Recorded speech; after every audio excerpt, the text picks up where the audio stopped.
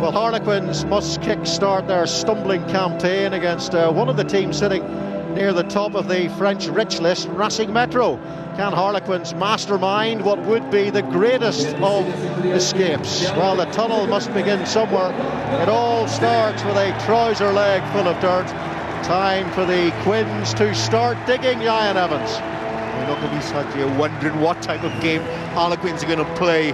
Their philosophy is refreshing, and it says they're always going to try and play rugby, try and play with that up-tempo style we come to associate with Quins. Try and offload the ball, spend a lot of time in possession. They're not going to want the ball to go to the set piece. They want to keep that ball alive, get their offloading game going, and play with the pace, and allow the likes of Danny Cowes in fine form, Mike Brown, who's probably England's best player in the autumn, really to come to the fore. That's what we come to associate with Harlequins, and that's what we should expect this afternoon.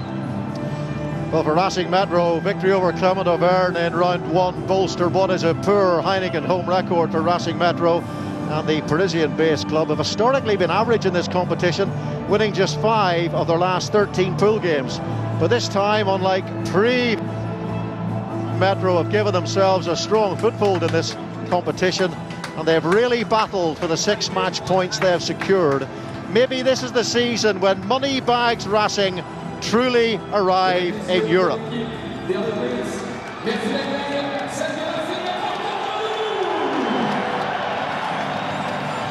Well, Racing lost in the Heineken Cup pool stage to Saracens last year, 32 points from the boot of Owen Farrell. So much talent available to them.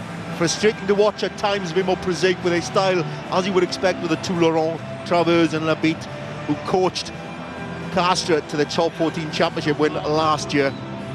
Very pragmatic in their approach, so much talent. See a little bit more from them. Well, Racing have been 3rd and 4th in their pool in the last 2 years, and the investments of owner Jackie Lorenzetti haven't been realised in the Heineken. Before the game, though, a minute's silence in memory of Nelson Mandela. As he once said, sport has the power to change the world, and we all remember the iconic moment when Mandela wore a Springbok shirt at the 1995 World Cup final.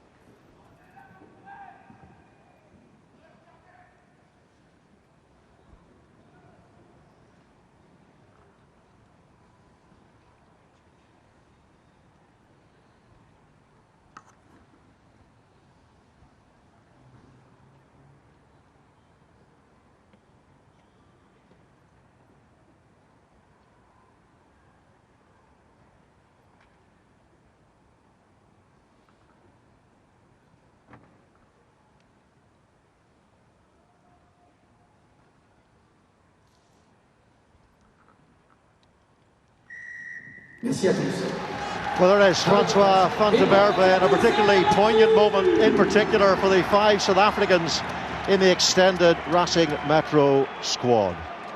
Well, in the off-season, Jackie Lorenzetti, you may have seen a quick close-up of him there too, the Racing Metro owner. He went on a wild spending spree, bringing in some big European names amongst a whole load of new signings. Add on to that Mike Phillips. This is a club that is gunning for domination, and this winter afternoon in Nantes they are aiming a well-financed torpedo at the men from London. Leighton Hodges, who binned 5 Fijians in the Italy-Fiji game, is the referee today.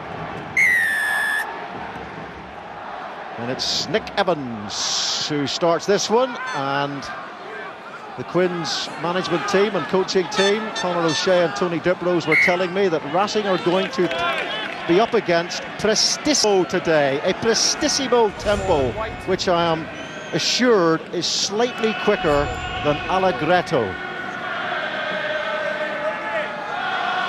impressed, Andrew Lloyd Webber. This is all about the table, the tempo of the game. This is what Quins want to do. They keep that ball alive, go through lots of phases very, very quickly, not allow this big, heavy unit that Racing Metro have settle.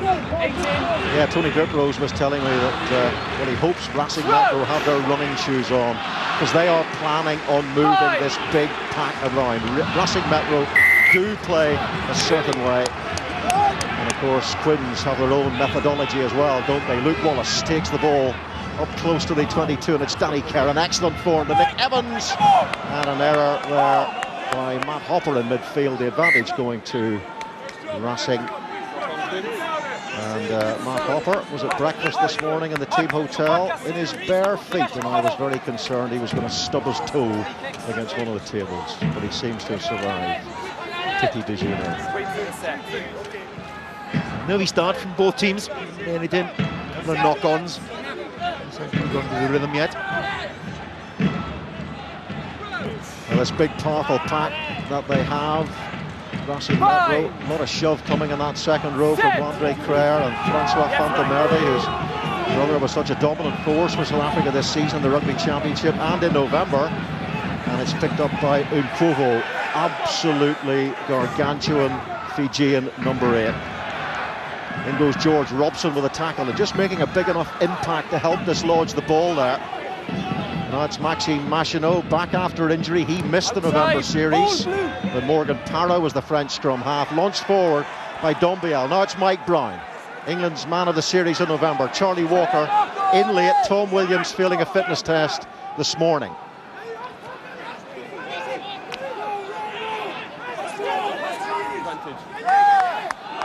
Racing, if they managed to turn this ball over, well, the body language suggested that, and there was holding on because Harlequins were really put under pressure in the contact area there.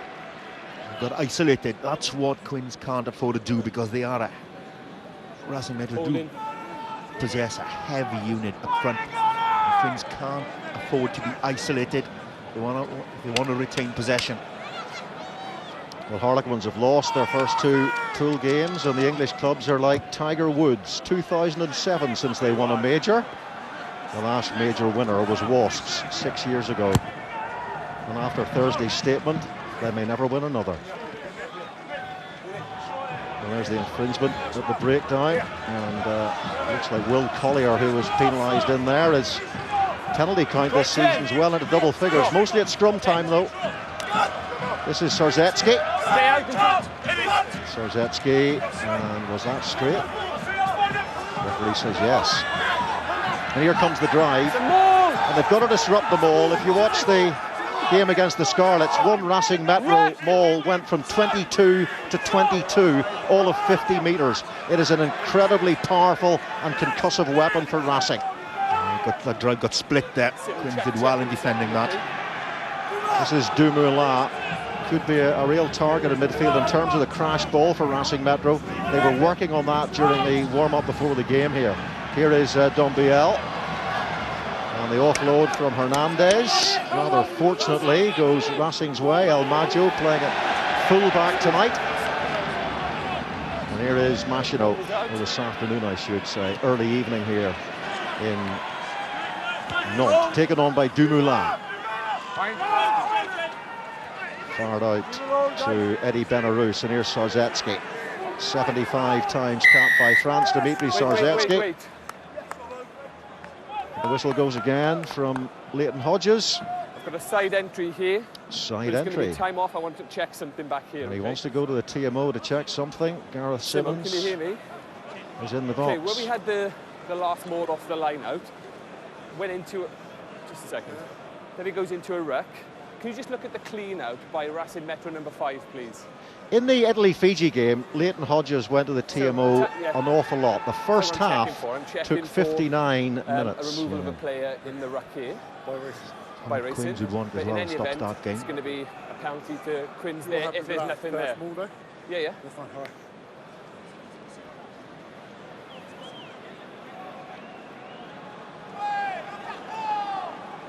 And that's the tackle from Collier. Robshaw was in very well at the breakdown. Sarzetsky got isolated. So are you still checking? Well, we're struggling to hear in commentary here what the referee's saying and what the TMO's response will be.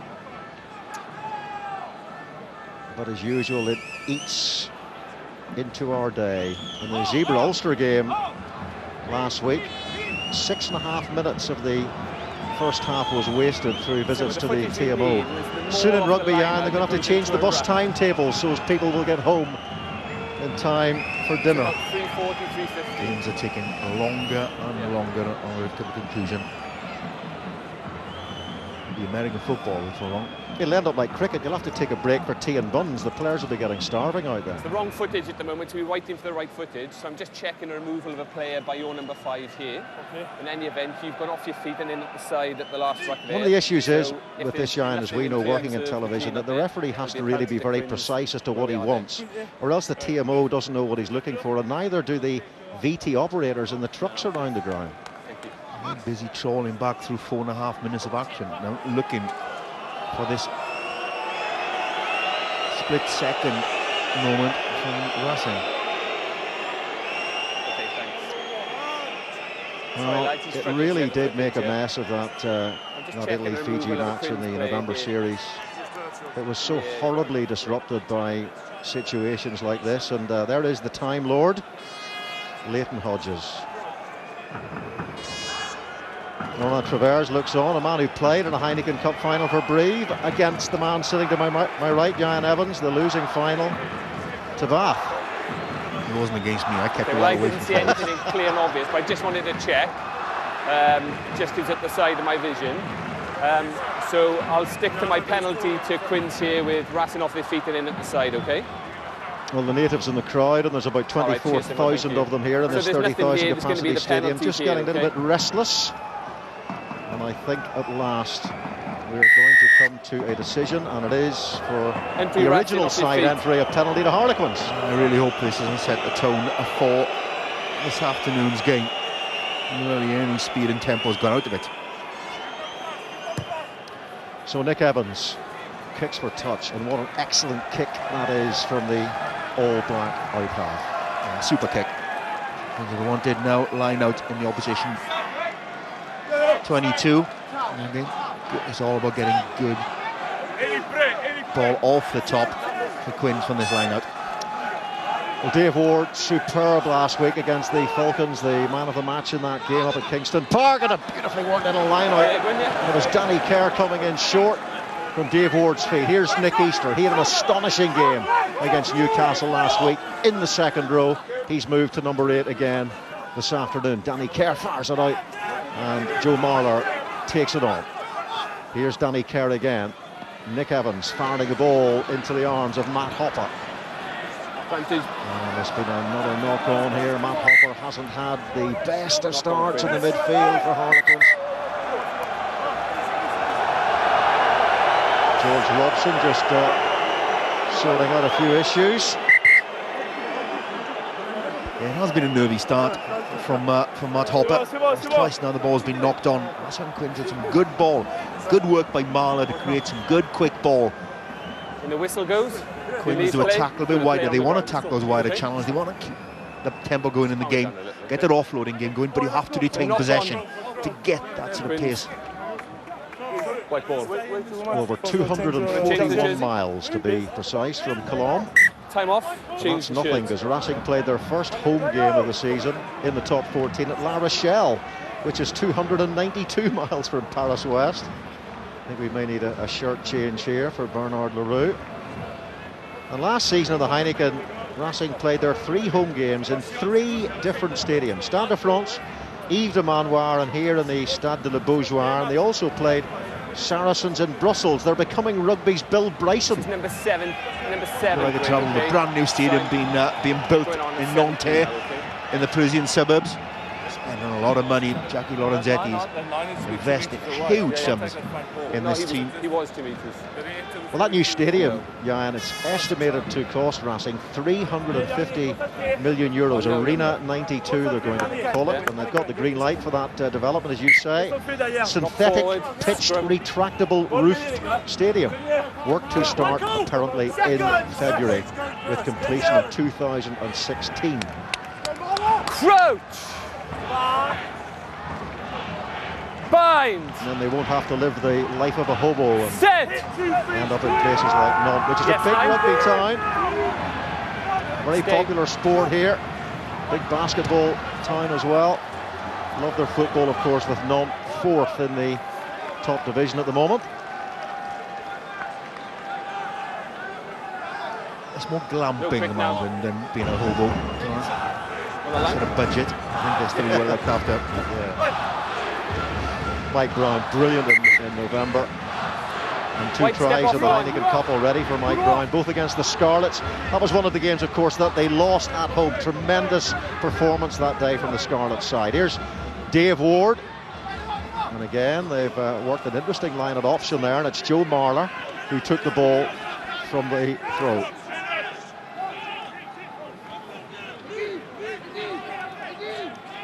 Here's Danny Kerr to Nick Easter. Does get himself heavily involved in the loose, whether he's wearing the number 4 shirt or the number 8 shirt. Here's Chris Robshaw back on the Harlequin side. Bumped and bruised and swollen after the November series. I expect to see Chris Robshaw popping up as first receiver quite often. Again, Leighton Hodges is playing the advantage here. Straight off your It's feet. quite interesting. Quinn's a couple of lineouts now taking quick throws or short throws. Keep Racing guessing. Racing are one of the few sides in France really compete in opposition throwing. And when you've got the likes of Van der Merwe, Krier and Loré, there are plenty of liner options there, so they do like compete. So Quins are intent on getting the ball somehow so they can start building their phases. They're getting on the right side of the referee at the moment. They are beginning to rack up the penalties here, are Harlequins, and again they've got themselves into a good position just on the cusp of the Racing Metro 22.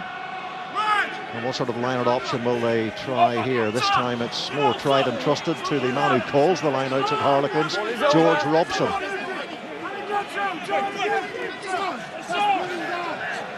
That's Luke Wallace, and he's driven back well there. Good defence at the attempted setting of the ball by Harlequins. Off goes Chris Robshaw. A little bit of a gap there.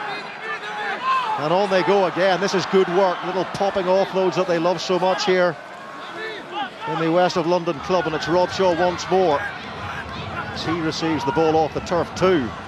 And here is Matt Hopper to Charlie Walker, his lookalike, playing on the right wing in place of Tom Williams.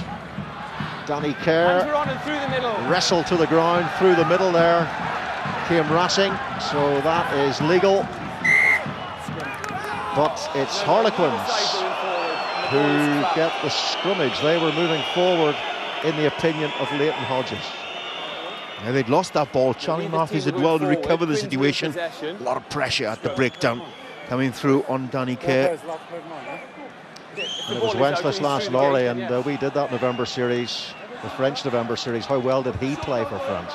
He's played well all season. They're going to keep Lydiard out of the side here as well. Huge tackle count. He's averaging over 15 tackles a game, or whatever level he's playing, whether that's for Racing or for France. He's been really impressive, and for me, France's standout performer alongside probably Bryce Dulin in the autumn series. Yeah, it'll be interesting to see how Harlequins cope today. Conor O'Shea said that the reignition of Harlequins' competitive nature came down to the Clermont environment and the performance out there. They enjoyed the spectacle, the hostility and the passion. They almost rediscovered themselves, and since that game they really have kicked on in the Premiership. Well, it certainly triggered a response after a very shoddy start to the season. They brought an intensity after their opening onslaught from Clermont, and allowed them to go on and win 4 games on the bounce in the Premiership. It's obviously triggered a response there somewhere. Including an away win at Leicester. They seem to have the hex of the Tigers at Welford Road. Yeah, well, the Quins love this playing philosophy of keeping the ball alive, but you also got to bring an intensity in defence as well. It isn't purely about playing attacking play. You bring something else to the party as well. And particularly when their set piece isn't the strongest, particularly comparing against the might of Racing Metro. You have to spend a fair bit of time defending as well. You bring that hunger in defence, which they certainly didn't against the Scarlets.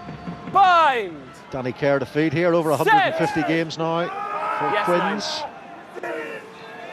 Quick pick up by Nick Easter. Off goes Danny Kerr. So dangerous in these positions when he does things like that. Unfortunately, this time the offload goes to Racing Metro's in Quovo. And he did well to sweep back and cover. And here is Machino. Had to hurry there because Chris Robshaw and Luke Wallace were all over him. So Nick Evans are desperate trying to get the ball in quickly. That's the threat that Danny Kerr is able to provide Good pick up by Easter. Danny Kerr, an early pass. Gives him a bit of space to attack that blind side. Little dummy. Just watch the front there, especially if the Cova receiver didn't comes have the in. pace to get to him, but he got the pace to cut off the pass. Make sure he starts. Worked his way back in defence. There is an opportunity there for Danny Kerr to attack that blind side, providing he has the quality of ball from the scrum. Quinns, take your He's in space. good nick at the moment. Just bubbling with confidence. 4 tries in the Premiership for Danny Kerr. Dave Ward, and that's Charlie Matthews. Here is Nick Easter pops it off to Luke Wallace. Now Danny Kerr, it's Nick Evans. Here's Tom Casson. There was a doubt about Tom Casson this week, but fully fit. Danny Kerr trying to get themselves onto the front foot. Nick Easter doing well there. Here is Nick Evans, and up comes Luke Wallace, and it's Benjamin Dambiel who calls for the mark. How often see Nick Evans use those probing cross-field kicks, always looking.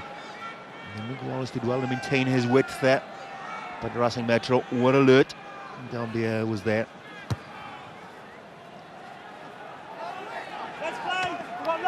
It's a good kick, and it's taken quickly by Mike Brown to Danny Kerr. Now Sam Smith, 2 tries last weekend. 1 75-metre run-in. What a try that was by Smith up at Kingston Park.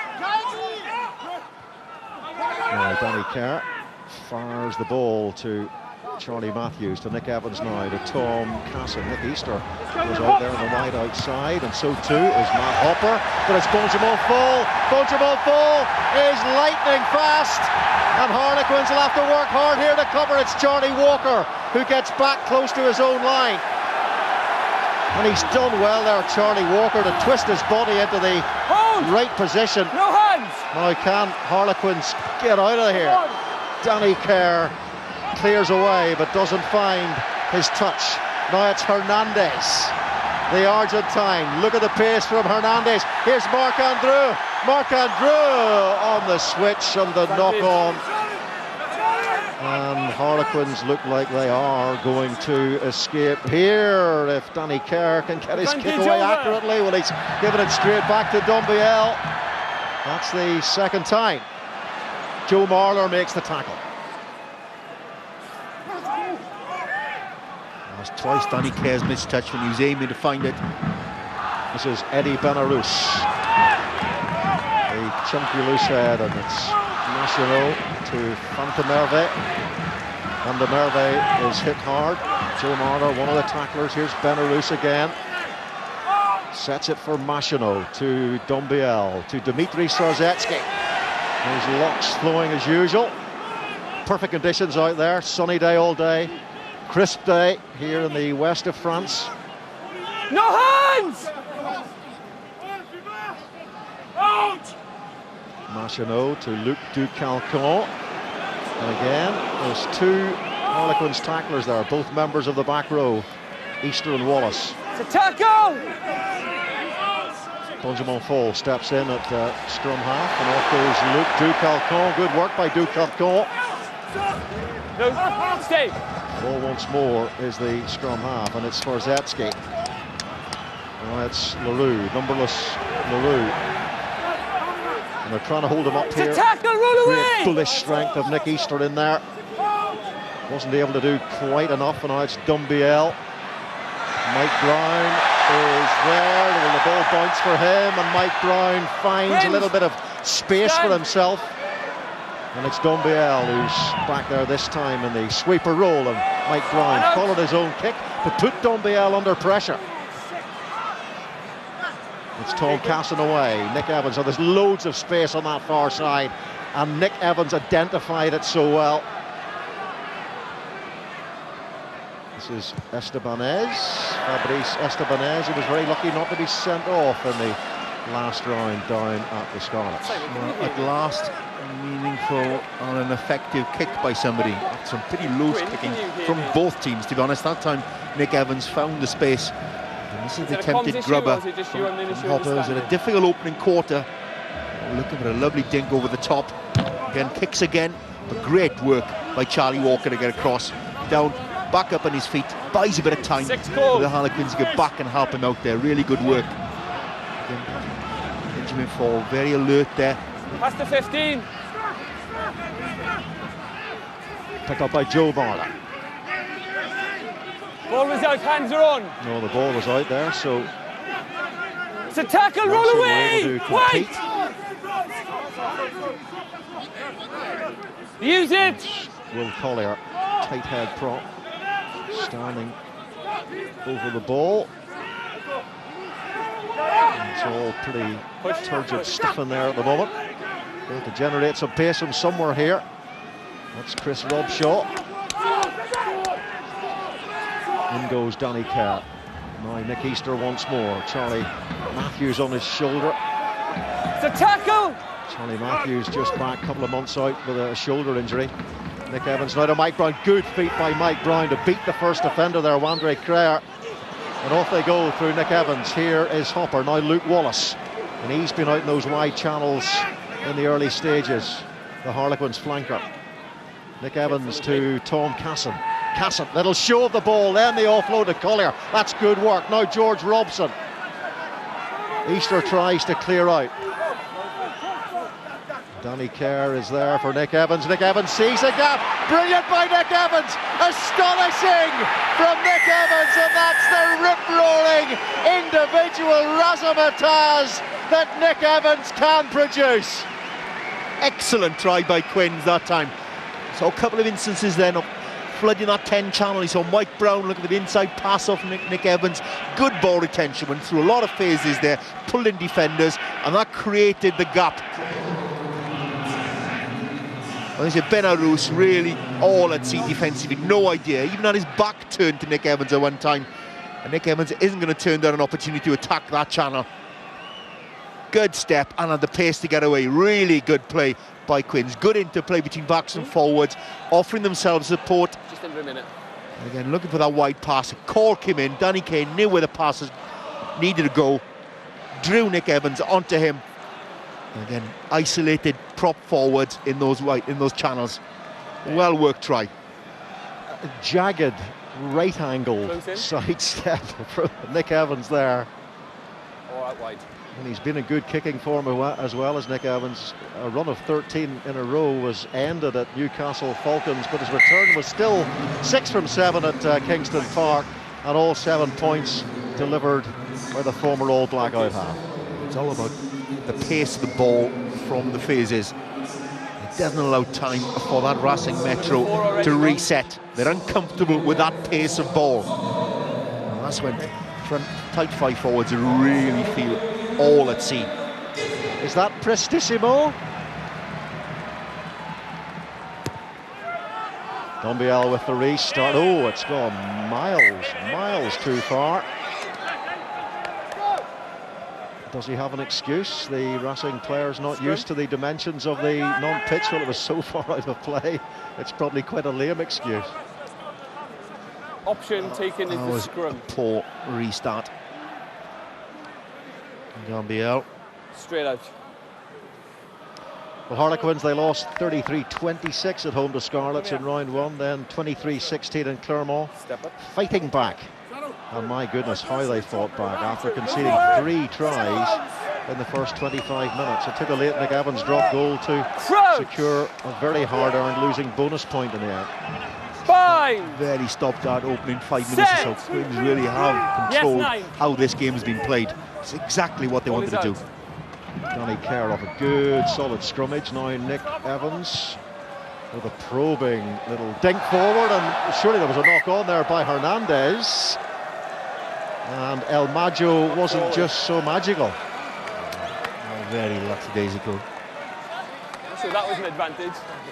Very slow to get down to the ball. Marc-Andreu coming back, protecting him. And again, he took his eyes, he lifted his head up to have a look. Charlie Walker was there. And that could have been disastrous for Racing Metro. Again, a very precise, and accurate kick from Nick Evans, some pressure. They want to kick the touch. He wanted to put pressure on the Racing back 3.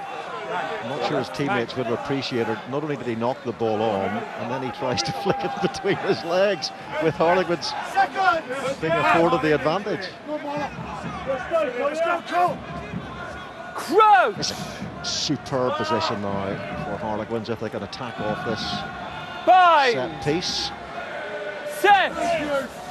Yes, 9. So much pitch on the open side to work with. Stay flanker. Nick Easton, good scrummage by Harlequins.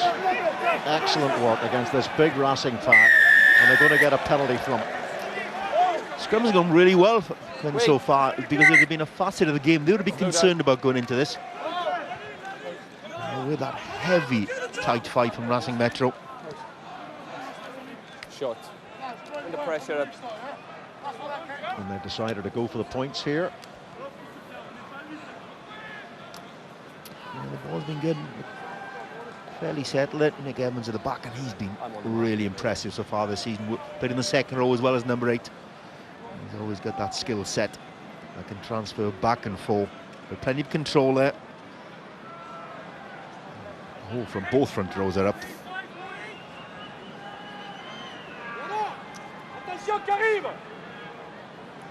Over 1,500 points he scored in his time at Harlequins. Well past Terry Lacroix in terms of topping the charts in the Heineken Cup for the club.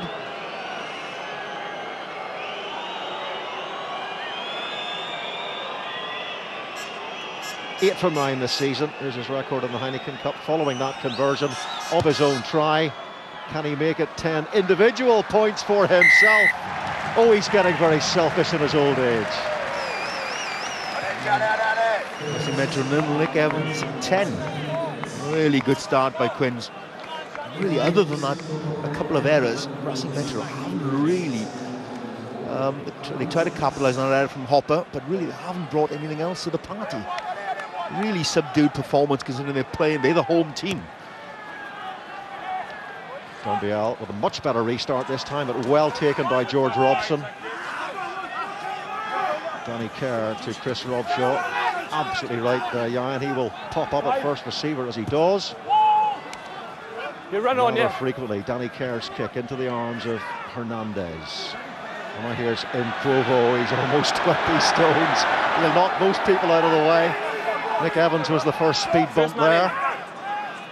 This is Machinot to Dombiel. Here's Dumoulin on the switch, and Danny Kerr gets it around the ankles, but he manages to get away from the clutches, and in comes Benjamin Fall and Luc Ducalcon.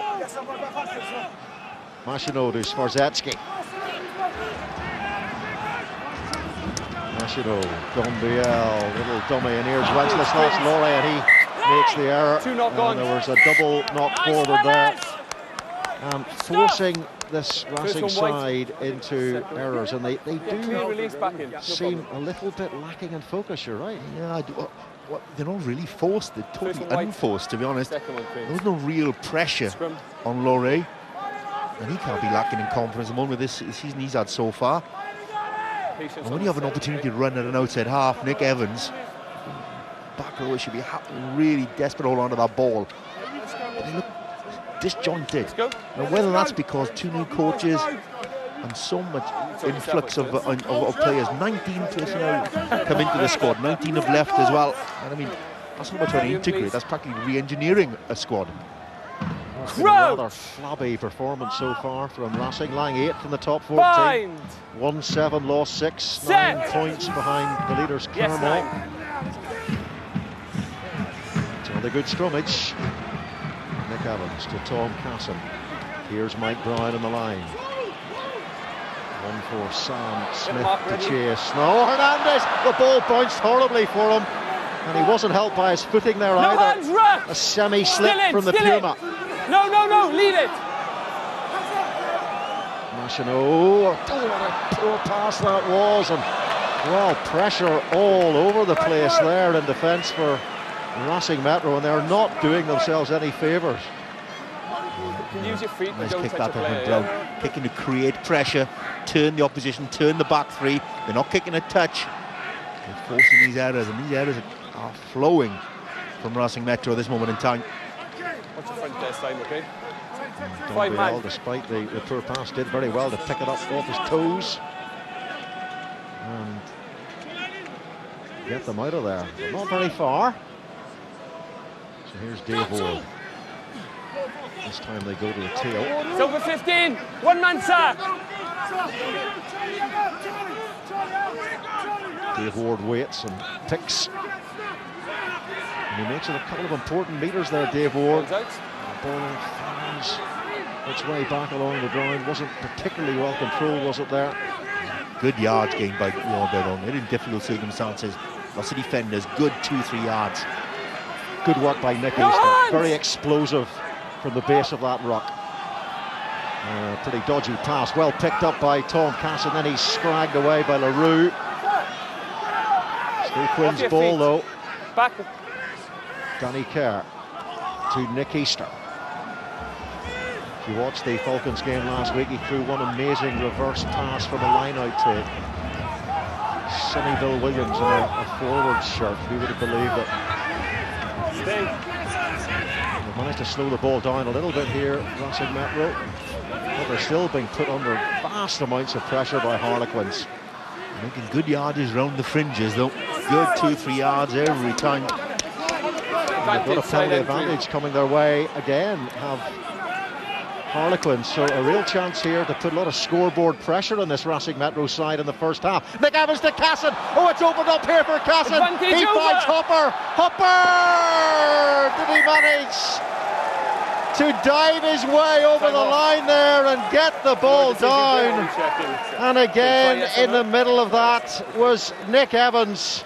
Time is off. And they're going to check it.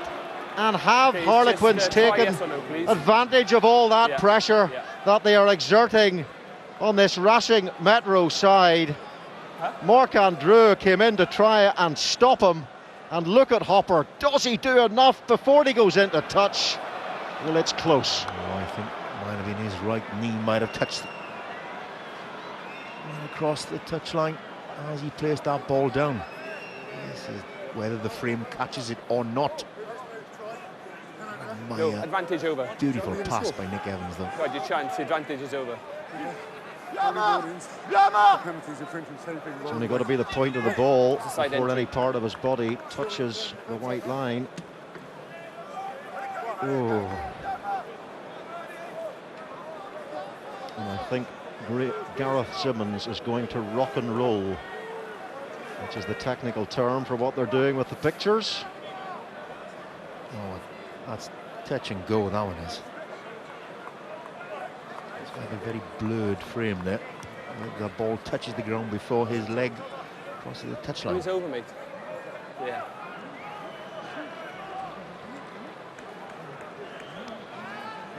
Leighton Hodge is practicing his decision because it hasn't arrived yet. There is a big screen here that he can look at. You're still checking, Simo? Senior next winger, I'm inclined to give that, but I'm always going to favour the attack inside. Yeah. You would do, you're a winger.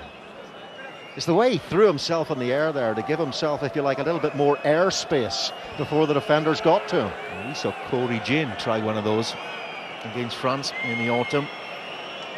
Just failing. If the point of that ball touches the grass, it's short grass, mind.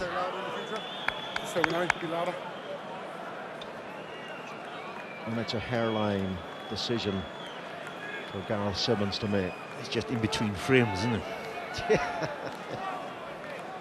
Got a decision, Simon? Okay. No try. So no try.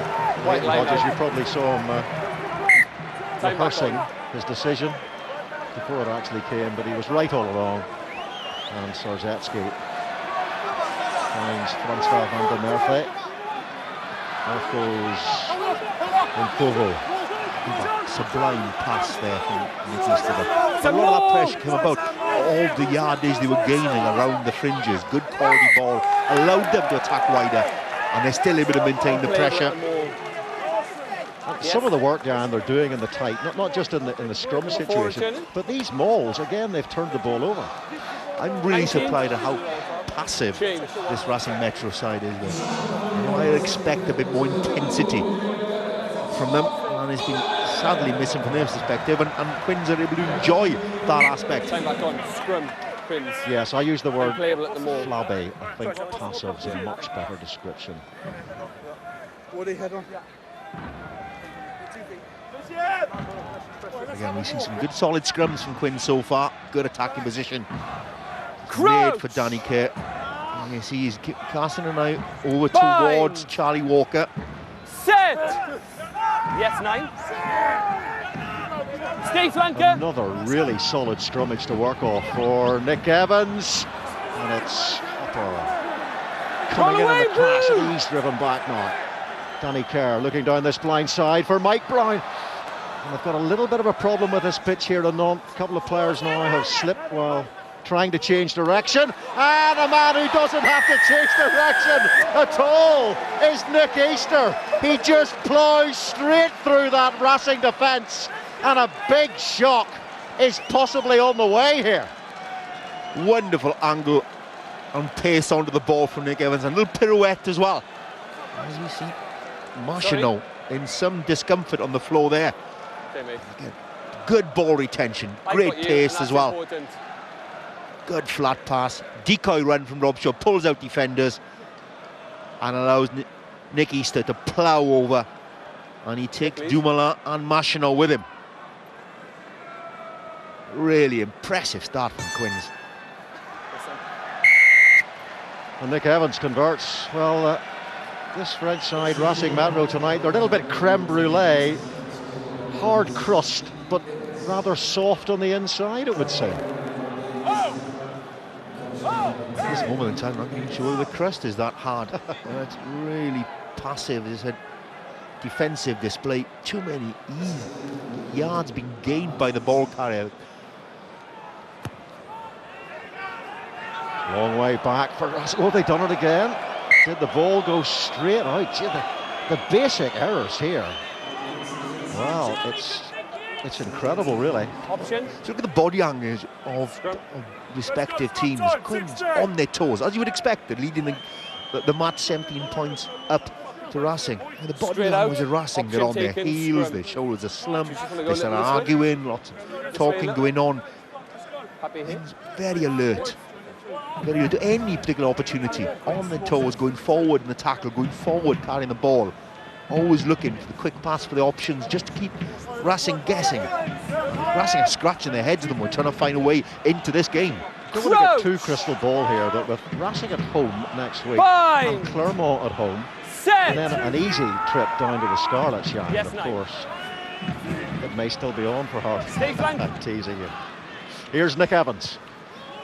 He loves those little dinky chips, doesn't he, into the corner. Oh, you'll keep. And again, to use that old rugby phrase, in the right areas, Well, it's intelligent play. So it's about keep the pressure on. They're ahead 17-0. Racing look uncomfortable defending at the moment. Uncomfortable in their own territory. They can't get, the crowd aren't a factor in the game. They're stunned. Just open up a little. Good. Well, Racing don't even look comfortable in their own skin at the moment. And the skin is being ripped from their backs by this Harlequin side. Marchino, I think he's struggling with that injury. And Kovo inside the non-penalty area. Marchino to Dombiel. Again, the pressure is on from Nick Evans. Really making sure he doesn't have time and space in which to work. This is Charlie Walker. Coming in off that right wing. Off goes the amazing 35-year-old Nick Easter. What form he has been in this season. I know Conor O'Shea has spoken to Stuart Lancaster. And Brad Thorne played in the World Cup final at 36. Here is Danny Kerr again. It's all Harlequins here. With no answer, no inclination, it would seem, Racing. And again, they're beating the first defenders here. Tom Casson, Nick Evans, and this time the defence is strong on Matt Hopper. Good. Making good yards after the tackle. And it's around the fringes so often as you identified, and it's Chris Robshaw, Nick Evans. There's a chance out wide here if they can get past the first defender, Matt Hopper. And this time it's a very important, good tackle by Hernandez. He needed to make that tackle. Well, they've won a penalty here, but the Racing defence seems to be all over the place. We watched the Clermont Racing game up at the Massif Central in the league. a couple of weeks ago, whenever the Racing defence was simply embarrassing. It was a shambles. He's invisible, that's what it was.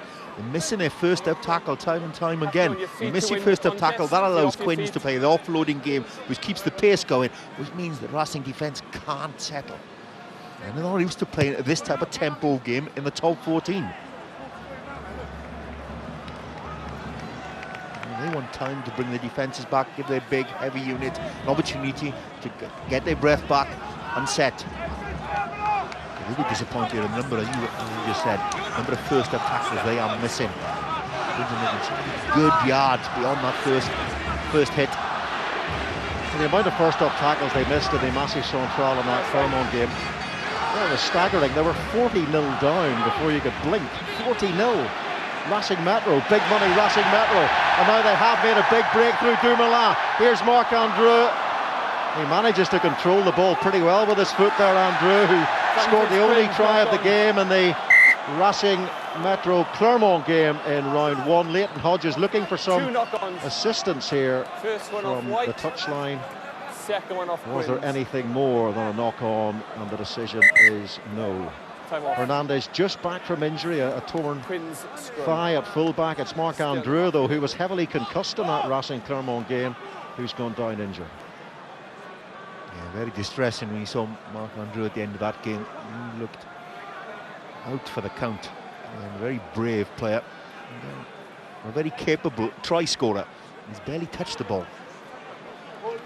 He won the top 14 with Castres last season, did Marc-Andreu. And of course the coaching team of Castres is now at Racing Metro, the Toularon, Travers and Labitte. For once we saw some good attacking play from Racing. Again, plenty of decoy runners, and that's a lovely angle by Dumoulin. And tries to find Andreu on the outside, didn't quite, and that sort of took the steam out of that attack. And a lot of opportunity for Quins to get back in defence. And that was better from Racing. Good quality line-up ball, as you would expect with the line of options they have. And able to launch their centre over the gain line. Ronan O'Gara, a great Irishman, the kicking coach here at Racing Metro, alongside Laurent Travers there. Travers has appeared at the Heineken Cup final, as has Ronan O'Gara, and of course he's a multiple winner of this fabulous tournament. Set! Yes, 9.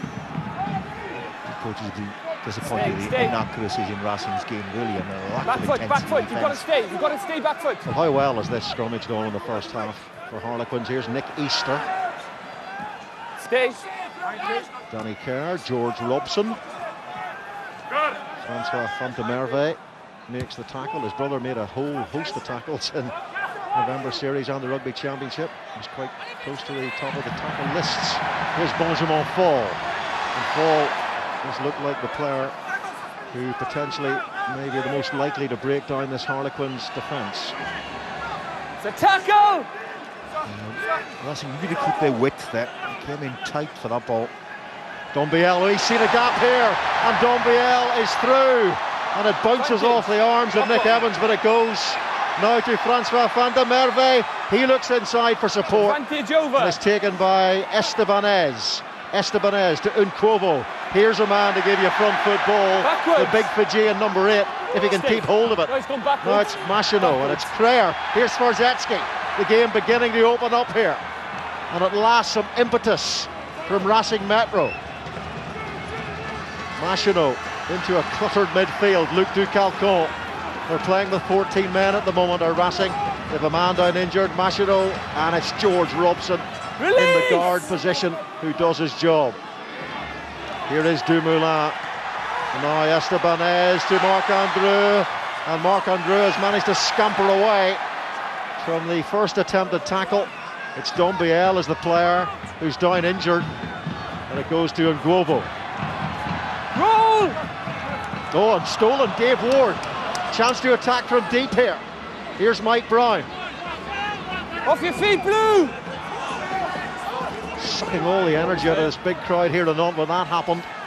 Here is George Robson again, bursting through the fringes, making those critical meters all the time.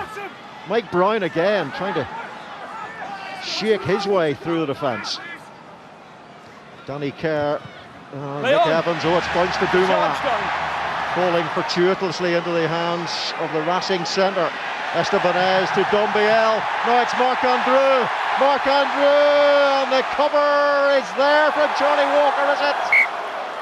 Oh, well, at least Racing Metro have belatedly burst into life here. 22, yeah, taken in by White. Made dead. An error from Nick Evans, who's been perfect so far in the game. Having that kick charged down, ball goes dead. Under pressure from Andreu. That ball behind. All of a sudden, Andreu's coming into the game. He's looking good feet. He beats the man. The ball just sits up for Charlie Walker to get back. That was better. They held their width there. At times, they've had an opportunity to counter-attack and very narrow. No substitution? Well, he's been struggling for a while, Marc-Andreu, so he is being replaced. But it's a decent replacement. Ran him off. A terrific winger. A Rolls Royce of a winger. He really does look effortless when he runs. He makes it look so easy. And Johnny Sexton is preparing to come on as well. Johnny Sexton, his last appearance on a rugby pitch, and unhappy won the defeat to the All Blacks when he had a penalty to win that game to make it an 8-point match. Not a bad bench to have, man. You can bring him off. Johnny Sexton and Mike Phillips and also come on as well. Here's Hernandez to run him off. Argentine to Argentine inside, looking for Hernandez. It's fumbled by several players. Two knock-ons here. So first one off Quins. You see that chance in the corner that Matt Hopper had? I think the referee was playing a penalty advantage. I wonder had he said, did he say advantage over? Yeah, he did call advantage over. Just crossed my mind there. I'm a bit slow, you know. Oh, you've noticed. As I nod my head and say no.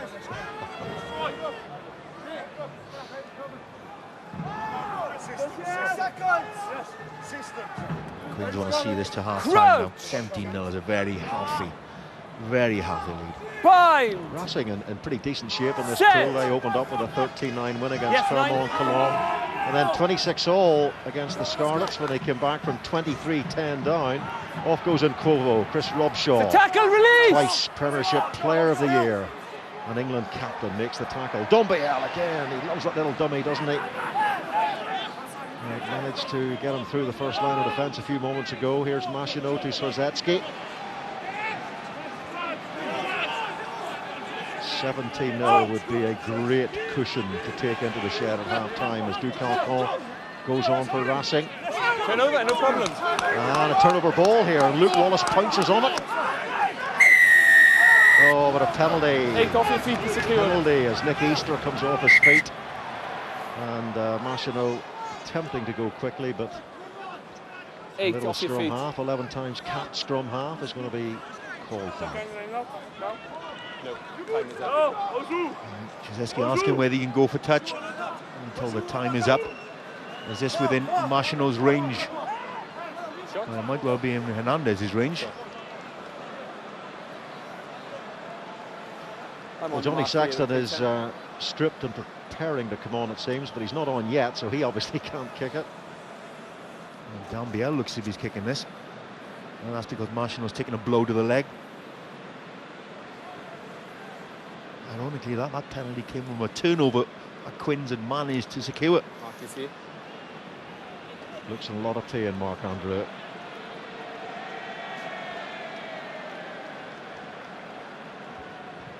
Well, I think Racing will be relieved to get some points on the board if this goes over. No, Mark is here.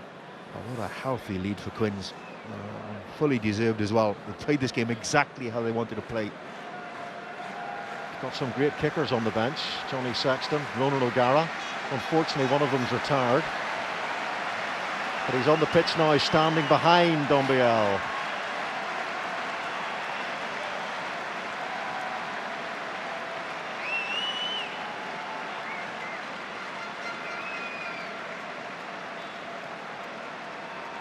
Well, this would give them a little bit of purchase in this game if Dumbiel can land this penalty successfully, which he does. At last, Racing have made something happen as the half-time whistle goes, but it's the E numbers that have really hurt Racing in the first half. Number 10, Nick Evans, and number 8, Nick Easter. 17 points to 3 at the break. Well, apart from the final act of that first half, it really has been all Conor O'Shea's side. What is it about Harlequins and their trips to France? Stade, Biarritz and Toulouse have all been downed away from home in recent years. Racing pulled apart in that first half as well. Nick Evans controlling the strings, 17-3 to the Londoners.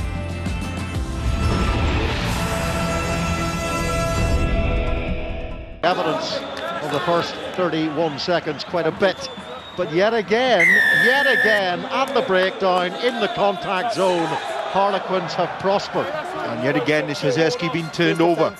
Great work at the breakdown from Quins. First defence holding. And then with that error from the restart, Racing still cannot get anything going.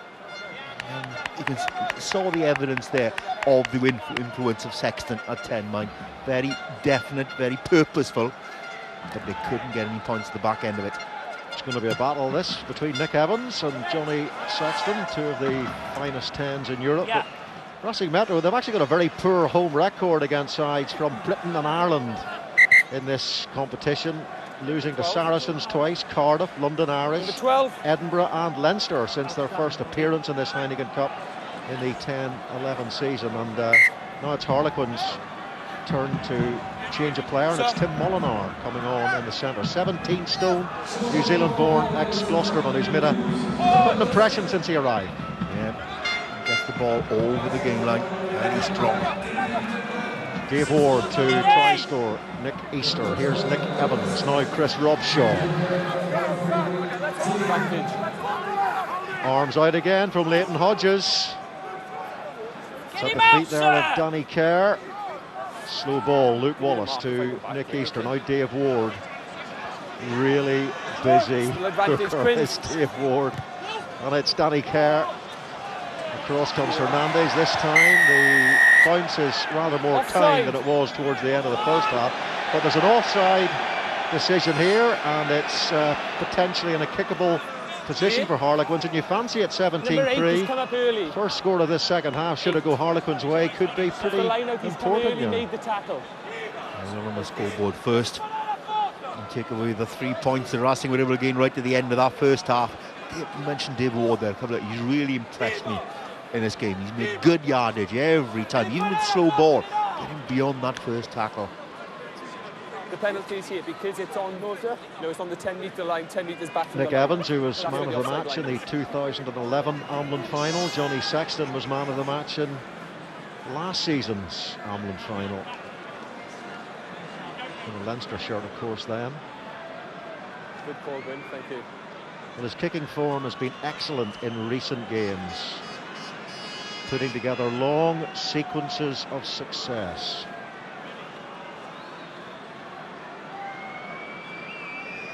It was his touchline kick that won the Amlin with the last play of the game against Stade Francais. Pressure kicking against French teams is no bother to Nick Evans. Beautiful strike. Yeah, I can hear you, mate. Lovely, lazy strike of the ball there. Distance, no problems at all.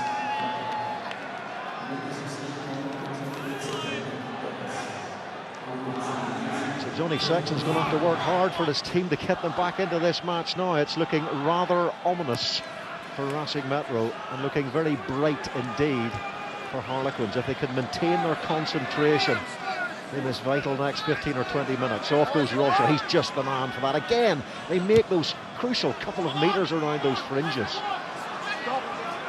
Here it is. Oh, another mistake by Hernandez, and it's Charlie Walker. Charlie Walker could be away here, and Charlie Walker has scored with a staggering breakaway try for Harlequins, and that might just nail Racing Metro. Well, go back to those good yards gained by Chris Robshaw. What that did was bought a bit of time for Danny Kerr to get that box kick away. High hanging box kick, but still plenty of time for Hernandez to catch that ball. He took his eyes off the ball, and then that's a great finish by Charlie Walker. Great pace to get on the outside. You're going to see one for your wing, chasing as well. But he took his eyes, he looked down, And that's a guy that doesn't quite have the hunger anymore. That for me, Hernandez. Alex is talking in the studio, apathy. He hasn't got the appetite either. He took his eyes off the ball. Good hanging kick, great chase. Go back to those yards gained by Rob Shaw. Picked up and went, pick up and go, really pulled defenders in, bought a bit of time for his half-back. Good high hanging kick. And what a start to the second half by Quins. 3 tries already. Now they're looking possibly at that bonus point. And what a result that would be. They can rocket themselves back into contention in this pool. Could Harlequins be the first team to qualify for a quarter, having lost their first 2 pool games? Quite a long way to go though, of course, just round 3, but Nick Evans with the conversion attempt. He turned away very, very quickly indeed there. Well, there is an individual who is absolutely ramped up with confidence. And we talked about concentration a couple of minutes ago, that Harlequins had to apply it, and there was simply zero concentration from Hernandez. We talked about that fight back from Leinster in the cup final against the Saints. Well, it's going to need exactly the same sort of quality of response now from Johnny Sexton outside half of Racing Metro to get some energy in this Racing side. And it was Johnny Sexton's half-time team talk and second half performance that helped Leinster to that victory against Northampton Saints in one of the greatest Heineken finals ever in Cardiff. Nick Evans downfield, can he be as inspirational again? Well, lads, come on. They seem to have gone here, Racing. High tackle in the Harlequins 22. Body language again, lots of hands on hips, High tackle. lots of bewildered looks. Everyone's looking at each other to do something. Again, you've got to have that collective spirit, that collective desire to win. Marcus in, please, mate. Yeah, thank you. Bernard Leroux, the player penalised. Well, whenever they got absolutely hockeyed by Clermont 2 weeks ago, after the match, Dmitry Sarzetsky said, "We must lance the boil. It doesn't look as if they found a poultice." Really disappointing, underwhelmed by them today, considering the investment that Jackie Lorenzetti's put into bring this squad together. 1, 3, 19 and 8. new faces 1, in 3, this squad, and an 8. already 1, star-studded squad. And 8. 2 new top 14 championship winning coaches as well to boot. They look devoid. And those Racing new coaches you're talking about, Laurent Travers and Laurent Lebeat, they have publicly questioned the commitment in this Racing squad. 27 points to 3 down. Well, they've brought on 3 replacements. En masse, Ducalcon goes, Belarus goes, and Bogo goes.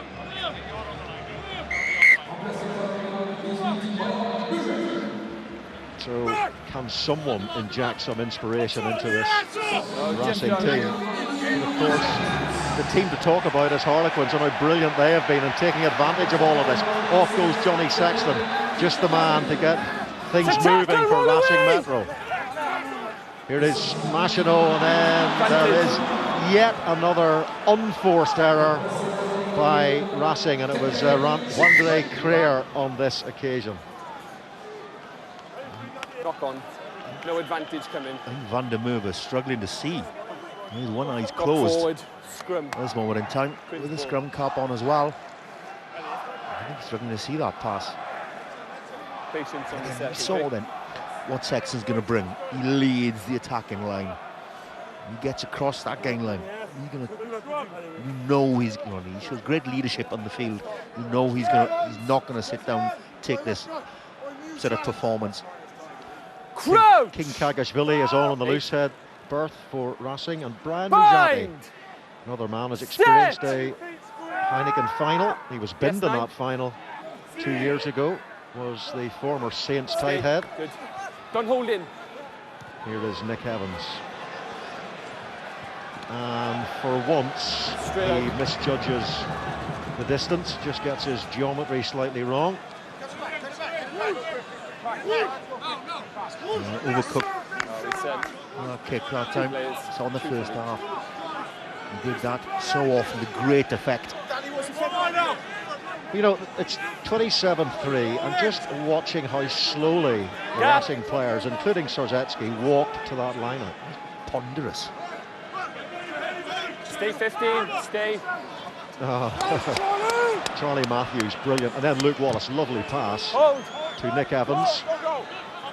And if you can keep Racing pinned back in their territory, that will do nicely. And look how hard and fast the kick chase is here from Quins. Well, you're talking about a net gain there of 30-odd yards.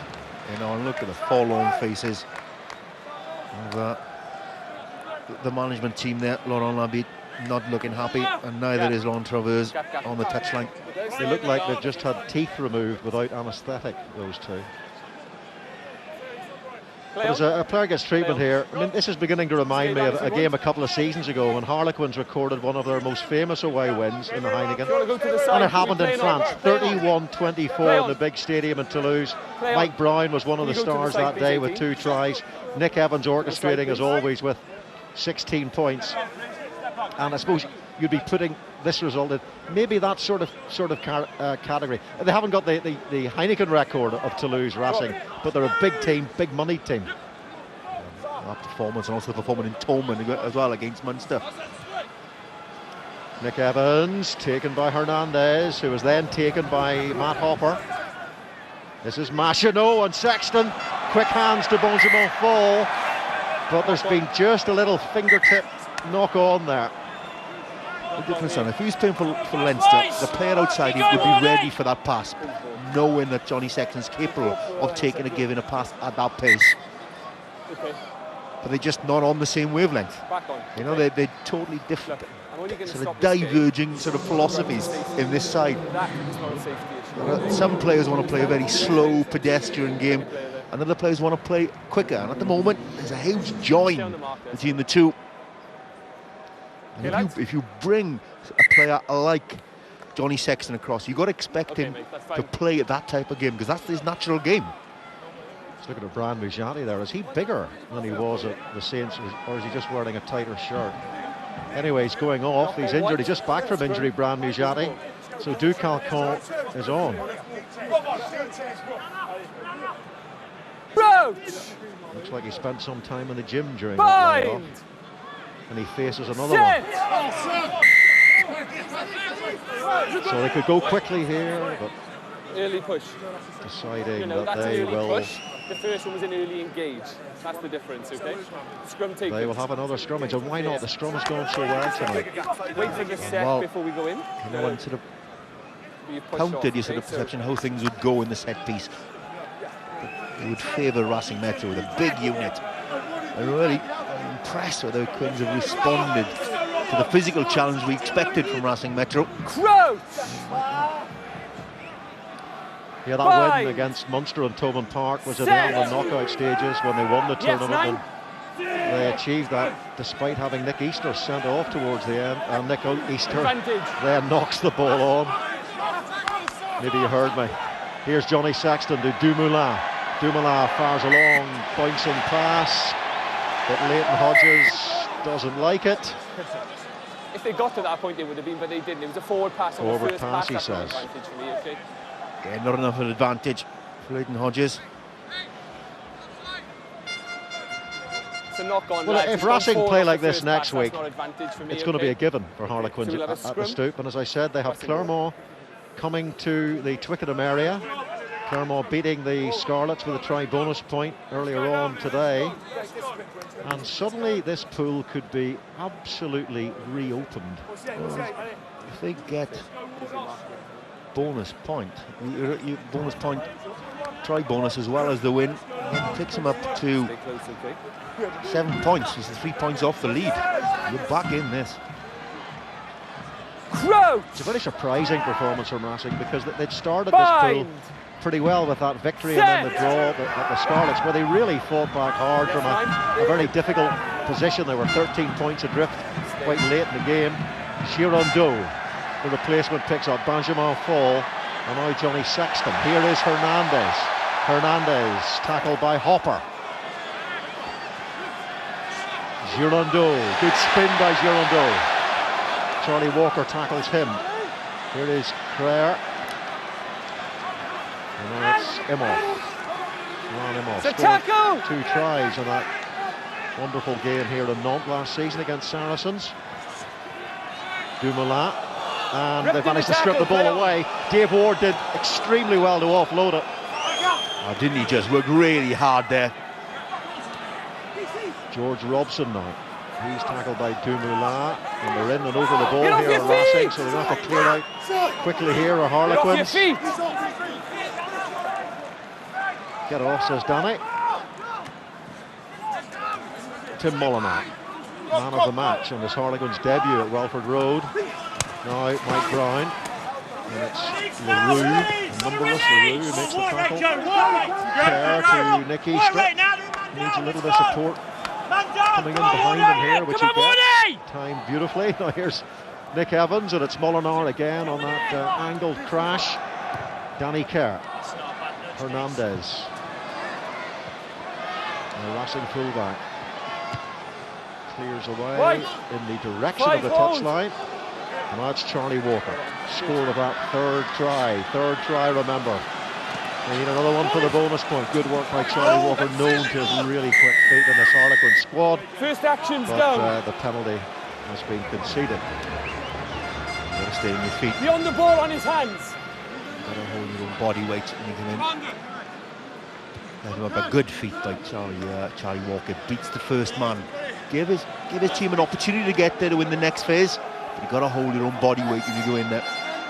Good sight for Harlequins. Nick Kennedy bouncing around, waiting to come on after his injury layoff. And Paul Doran-Jones, he's not long back from an injury. The tight head. I think they are. On they come. Say that again, sorry. Will Collier being replaced. Time off substitution. Nick Kennedy played in the Heineken Cup final last season for Toulon and the top 14 final. See Molyneux take that ball hard. Again, those 2 or 3 key yards. So Nick East earlier on doing it. That time Molyneux just leave the Danny Kerr section up and then hit the next wave of ball carriers. The nasally plug to Ducalcon goes off, and here is Johnny Sexton to Dumoulin. And we identified him as a crash ball runner in the warm-up to this game. They went through several moves involving Dumoulin. Oh, and again there's the confusion. The referee was playing an advantage, but when the pass bounces off a player's head, it's never a really good sign, is it? Well, go back to that communication and being on the same wavelength. Some players are playing a different game plan to the others. You know, that makes it problematic to hold on to the ball, to go through phases. But now this has given them a chance. Might that put a smile back on Lambe's face? Good work at the breakdown. I'm not sure if a lottery win would put a smile back on Laura Beats' face at the moment. Well, the crowd are certainly trying to get behind this Racing team now.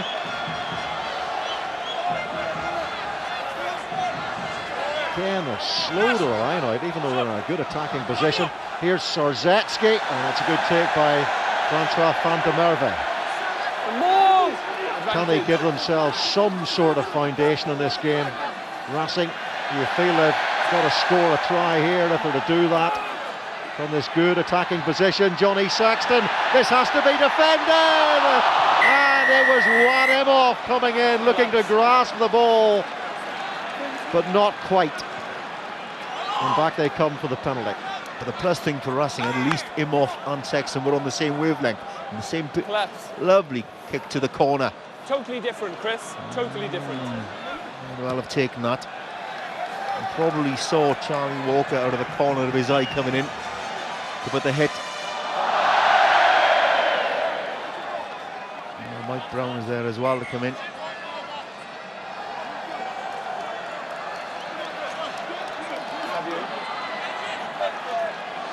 I mean, again, they're wasting 20-30 seconds at every line-out.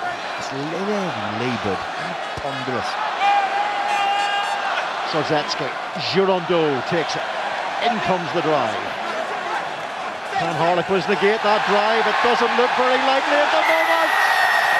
And over they go, and it's LaRue who gets the try for Racing, and they do have some sort of foundation. Is it too late?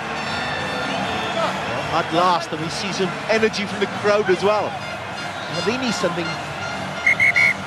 to stimulate them as well. You reciprocate. The crowd as a team feed off each other. It's kind of a nothing to feed on at all. And at last something worked for Racing Metro. A little bit fractured, but still able to get across the try line. At last was something for them to cheer. Well, it is the power for which Racing Metro are most noted. And here is Johnny Sexton. He likened himself to John Nash recently. You may have seen the movie Beautiful Mind, a man obsessed with mathematical theory. And in fact, Grant O'Driscoll said he reminded him of Podrick Harrington in terms of his obsessive nature. Goal kickers are like that, batsmen in cricket as well. It's about success, getting the mechanics right as well. You do become obsessive of things like that.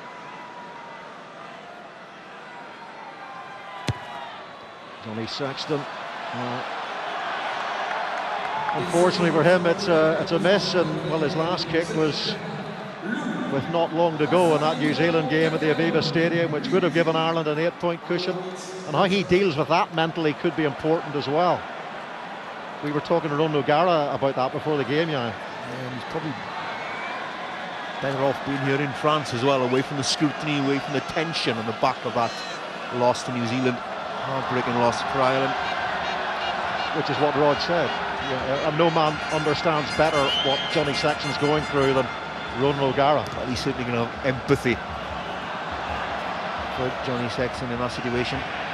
Huge height on Nick Evans' restart there. Gives your forwards plenty of time to attack the receiver, and now Racing attack this contact area, but it's Danny Kerr who comes up with the ball. Now it's Robshaw for Smith. Smith tries to get outside Dumoulin. Danny Kerr to Joe Mara. I think Danny Kerr was thinking about going down the blind side. The blind side was about 6 inches wide, but you know something, Danny Kerr can get through those gaps. He did it against London Irish in a league game quite recently. Here's Sam Smith. Queen's use of narrow spaces really very effective around the ball. There's one man's really stand out for me today. David Ward, been outstanding. Nice little flip ball as well, wasn't it, from Nick Evans. Paul Doran-Jones was in the mix there. Now it's Chris Robshaw, who's always in the mix. Danny Kerr. And continuing to play this offloading game when they can. George Robson to Robshaw. It's not quite prestissimo at the moment, but they are maintaining a hold on the ball. Back to Nick Evans, and oh, Charlie Walker makes a mistake. Dumoulin then picks it up, but then he makes a mistake. First knock on was by Harlequins. Frustrating for Quins there. Haven't had much ball over the past 5-6 minutes or so. Wanted to go through a few phases, try and create that fractured defence we saw from Racing in the first half. Can't afford to turn over the ball. I need to go through those phases. As you see Mike Phillips. And the captain now, please. Making his first appearance for Racing Metro. Free agent after being dismissed by Bayonne. He still plans to take legal action against his former employers. But a 2.5-year deal for Mike Phillips. Good move. And 9. You see when he plays against Bayonne potentially. His partnership with Machino as well. It's such a physical nature of the top 14. You can't play every game. And I think Racing intend to bring another quality. The problem is they're both first choice for their respective nations. Who's going to be around during those periods when they're with their international sides? Maxi Machino said mischievously this week that he was going to take Mike Phillips out for a few beers tonight if they won, but I don't think Maxine's going to have to dip into his pocket the way things are going at the moment. Good point, Phillips away from McDonald's there. He enjoys top 14, Mike Phillips. It's very physical. And he'll enjoy an opportunity to prove himself at this level of rugby. Yes, 9. Yes, 9, and goes the ball from Mike Phillips. Girondeau to Phillips to Johnny Sexton. Of course, they've played Lions Test rugby together as a 9 and 10. Sexton and Phillips, and again there is that irritating lack of communication. That's just taking your eyes off the ball. How often have you seen that wraparound pass when he's in the shirt of Leinster? And that have been Rob Carney running onto that. Now it's Hernandez. Not got white scrum. Not quite the incisive runner we saw many years ago. Step a little closer for me, okay? Really stretching to take that ball. Jackie Lorenzetti looking rather glum, the owner of Racing Metro. Bind. You should expect more for the investment. Huge amount into this club.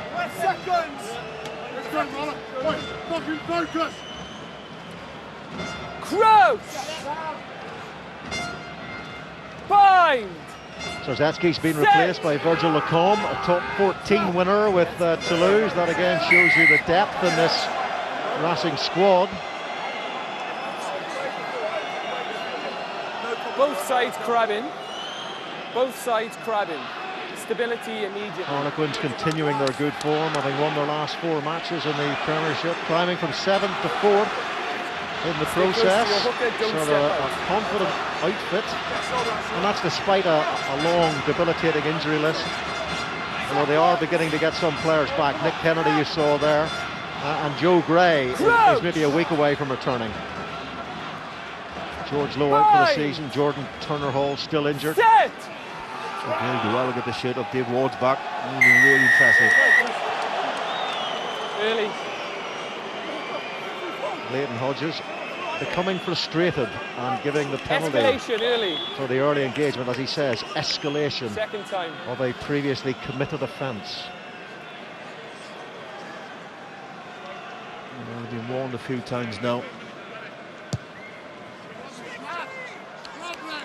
And this will take a little bit of the pressure off Quins and turn it back on Racing Metro. Racing Metro have enjoyed a period of possession, but haven't really made the most of it. And one try.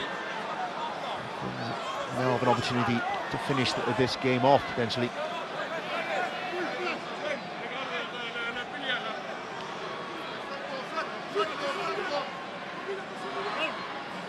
The excellent Dave Ward, excellent line out to George Robson. Right, can they return the favour? They conceded a try from a maul, and Leighton Hodges is going to give the penalty if Harlequins do not succeed, and they don't. And it's Wandre Crayer in from the side. Number 4. Van der Merwe, I think, going in there. I see him coming around the side. And then the man down as well. Watch that front view, Surprised you can see anything out of that left eye, mind. He's got an eye similar to the one Chris Robshaw picked up at the November Internationals. Line is the middle. He could hardly see. 6 foot 6 inch, 20 stone figure. Francois Van der Merwe. Lorre tries to challenge in the line out. What's that, mate? If you've got a foul play, Nick, just call it, okay? Indications of a potential foul play here. Ball is there. From beyond, here's Danny Kerr, now Nicky Sturr. Advantage over! Robson on his first receiver again there. Danny Kerr to George Robson, pummeling into that Racing defence. Danny Kerr fires it out to Mike Brown, and he had to clutch for that one. There was a slightly loopy pass on that occasion. Here is Kerr for Nick Kennedy, Heineken Cup winner last season. Here George Robson now, again.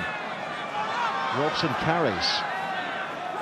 No, first man in. And the referee says first man in was legal, so it's turnover ball. And the ball goes backwards. Fortunately, Mike Phillips at scrum half now. Now Bonsimon fall. He had an opportunity in the first half when he put in that little chip and chase. Mike Phillips to Johnny Sexton. Sexton tackled by George Robson. Watched his man carefully. Phillips. Mike Phillips once more, and Mike Phillips manages to roll away from the first tackle. Then Sam Smith gets him. Mike Brown in really quickly at that breakdown. Yeah, Really good work by the full-back. Gwyn, am I checking a Mike foul Phillips play got or a little not? bit isolated there. Well, Mike Brown said something there to Mike Phillips because he bounced to his feet very quickly. And Mike Phillips is not a shy individual. Neither of them are going to back off that. Yeah, Mr. Angry versus Mike Phillips. Whereas a player, Girondeau, since he's come on for Racing's made a bit of a difference. He's been very aggressive at the breakdown. And he forced that turnover to allow that counter-attack from Racing. And as when I talked about Dave Ward earlier on, playing well for Quins, Robson's also played well. But that's the strength that Mike Phillips has. Did he carry the ball on an incorrect arm there? Wasn't able to fend. But look at Mike Brown, in hard. Good body position. If we had a European Intermax boxing tournament, I'd like to see Phillips versus Brown. That would pack a big arena. Mike Phillips probably carries an extra a little bit of weight. He's a little bit bigger. You're probably going to like heavy against a middleweight there. Let's make it catch weight, shall we? Just for fun. Yes, sir. Van der Merwe going off the field. 13-22. Anything now. Yeah, with that eye. Play on, please. Ben Botica Play on. comes on for Harlequins. So they've replaced both centres now, Molinar and Botica's the new combination. That does not look good at all, does it, for Matt Hopper? And they're already running out of numbers in midfield, or Harlequins. That looks awful. Yeah, George Lowe injured. John Carson wasn't. He's already on. Carson obviously injured earlier on. And he was struggling to make the game. Turner Hall, as I mentioned as well, is out. Dave Ward, good take by Nick Kennedy. He's been a brilliant line out forward for longer than most of us can remember for London Irish, and then his new life at Toulon. That's Molinar. And turned over illegally on this occasion because the hands were on the deck. So a penalty to Harlequins. And it might just be within kicking range, but of course they've got to think about this bonus point now, don't they? Yeah, I think they'll kick to the corner. They did earlier on. I think they'll probably do the same. I think Evans is looking round. I think they'll go for the corner now. 10 minutes to go. 27 points to 8 up. Yeah, 3 tries. I think they need to go for the corner now. Absolutely. It's a Racing certainty.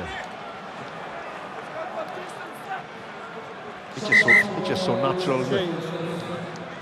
On comes Carl Dixon and Mark Lambert. Joe Marler is replaced. And so too, obviously, with Carl Dixon being a scrum half, is Danny Kerr. Usual feisty performance from Kerr today.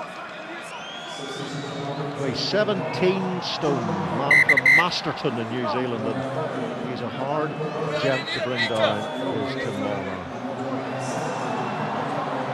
This is the last time I ask you to open up the gap. The last time. The last time. He's one of those guys as well, his elbows and arms everywhere, very difficult to bring down in the tackle. Dave Ward, well taken by Nick Easter.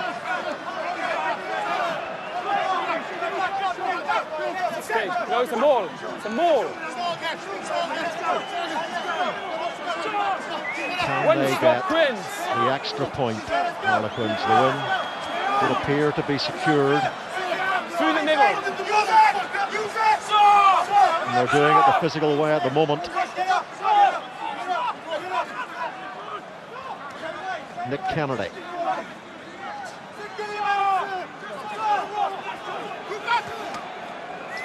Just Rob Shaw just drives away an extra metre. There's advantage to Harlequins, and off goes Carl Dixon, but he's going to be called back. He's very, very frustrated at that decision by Leighton Hodges. Karim Ghazal really slow getting up, interrupting that flow of the ball from the breakdown. Well, he gave a basket full of yellow cards in the issue we've got is just to build up the penalties, okay? Fiji game. Change when you're going to lose somebody to the bin, okay? So just quickly, please. And there will be a yellow card coming if it happens again. Estebanez has taken over the captaincy from Sardzewski. Look at that eye. Oh, that was a good look that Estebanez gave to Leighton Hodges as well. I share your pain, sort of look. Not rolling.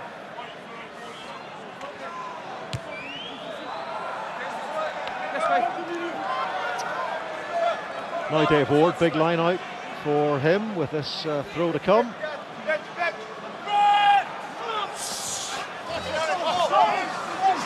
And they've got it, and here's the drive.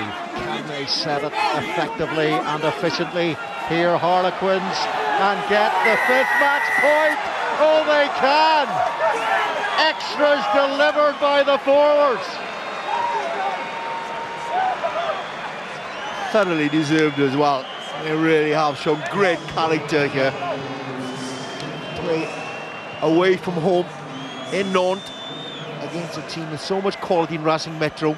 They put them under pressure from the outset. They played with energy, dynamism. And now they come back, been under pressure in the second half at times territorially. They responded brilliantly, and the pack really have performed admirably today. Well, it's Carl Dixon who's in possession at the tail of that, and it looks like Carl Dixon has got the try, and the bonus point try at that. Well, it's one of the most amazing away performances in Harlequins history, and there have been a few.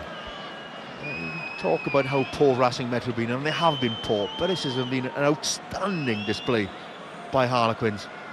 Really has been a terrific game plan, to really put Racing Metro constantly on the back foot, guided by that man Nick Evans at outside half. Well, not a kick that mattered particularly, but they have been smashed. They have destroyed Jackie Lorenzetti and his millions. Time off, substitution. Number 2 and number 8. 2 and 8. Look at that scoreline, 8-32. Is that a misprint? 32 points away from home. Star-studded Racing Metro side. That's a commanding and comprehensive performance by Quins today. Northampton Leinster, of course, coming up next, when Carl Dixon's brother Lee, who is one of the stars of the November series for England, will be playing against the former European champions. And here is Carl Dixon. Joe Trayfoot is on now for Harlequins. And Nick Evans. That is Johnny Saxton. Come out wide.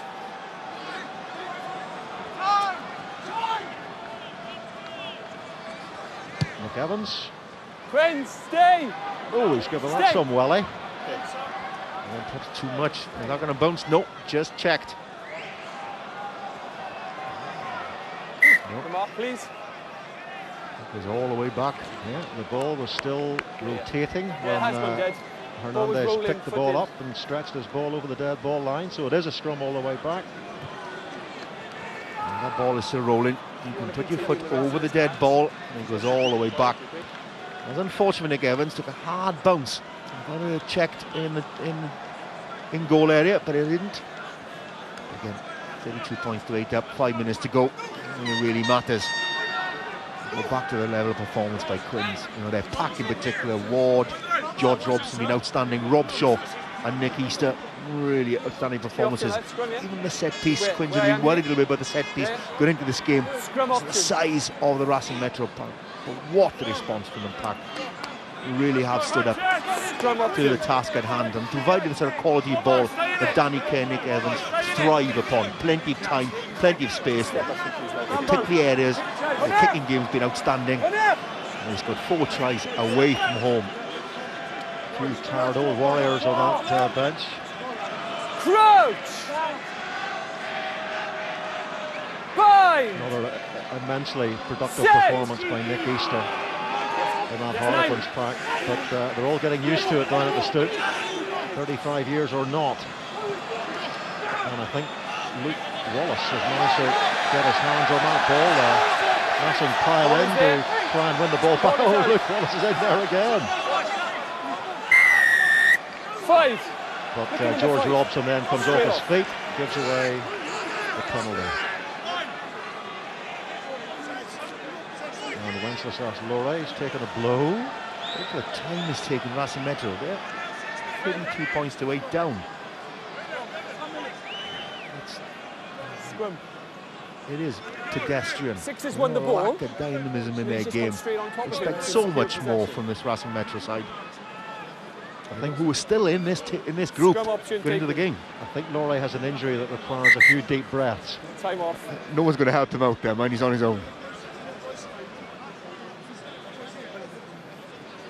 Well, Racing's league form has been really roller coaster at times, embarrassing, and then they somehow managed to elicit a comeback. But I'm afraid this falls into the former bracket. Again, taking nothing away from this absolutely top-class Harlequins display. It's been an impeccable performance by Quins, there's no doubt. It's just a lacklustre one from Racing, really surprising. 26,000 people came here, not most of them local supporters. I expected a bit more from Racing Metro. Scrum option taken. Falling off tackles, the yards Quins were able to gain around the fringes. Really was one of the major significant areas where Quins have got such an advantage, being able to play the game they wanted to play. Fine. It's amazing, really.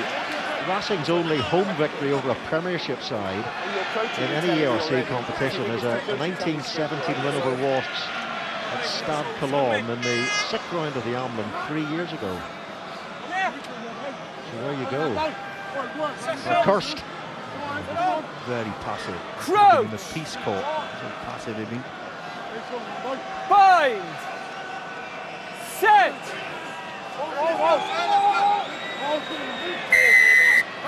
Early Quins. Early engagement by Quins. Off goes Mike Phillips in typical style. He enjoys a smash and a bang. And Leighton Hodges tips himself over as Luke Wallace comes in on the floor trying to turn that ball over. And the penalty advantage to Racing as Wenceslas Lorre picks the ball up. What's the number, Grin? Oh, it's on there, sorry. Here goes Mike Phillips. Here is Johnny Sexton, and it comes off to Moulin, but he was playing the penalty advantage, Leighton Hodges, which he will come back Time for. off. Similar warning to what they Mike had Phillips has there. certainly brought a bit more Especially close in. energy to the team. You're going to lose somebody, okay? He's looking to make an early justification of what I'm sure will be a pretty sizable wage on his 2.5-year deal. Racing said they were chasing Mike Phillips anyway before he was dismissed by Bayonne, but discussions were underway with his agent. Very physical, always looking to make good yardage as we see Leighton Hodges coming to shot there. I'd only give that a 2.5 as a die.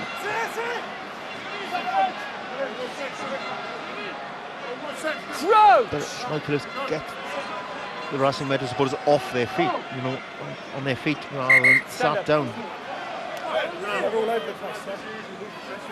Year on year, you're too close. Step off.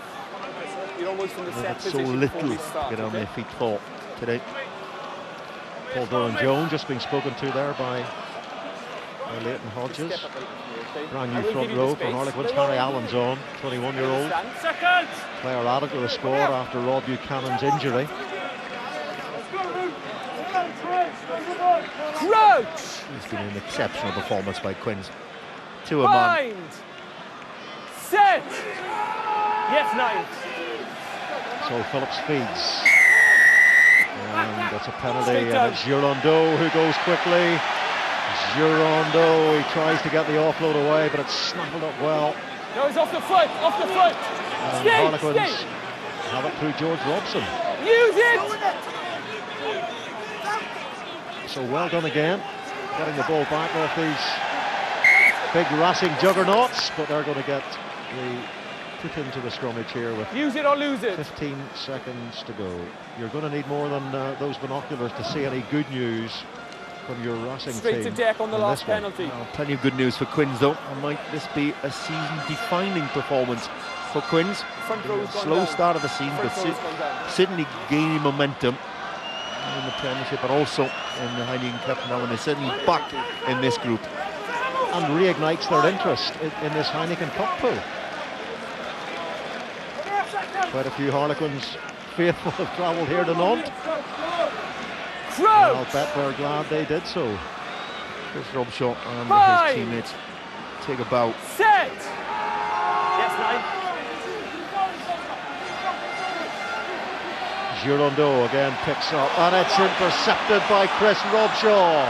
Final play of the game. Can they finish off with another try? Here is Molinar, and now Sam Smith, and Mike Brown is after this one. Johnny Sexton is across. Johnny Sexton is hauled into touch by Mike Brown, and that should be the final act of this game. And Leighton Hodges blows his whistle. What an absolutely staggering performance by Harlequins away here on foreign soil. A multicoloured occasion for the multicoloured Quins, and they have beaten Racing Metro with a try bonus point by 32 points to 8.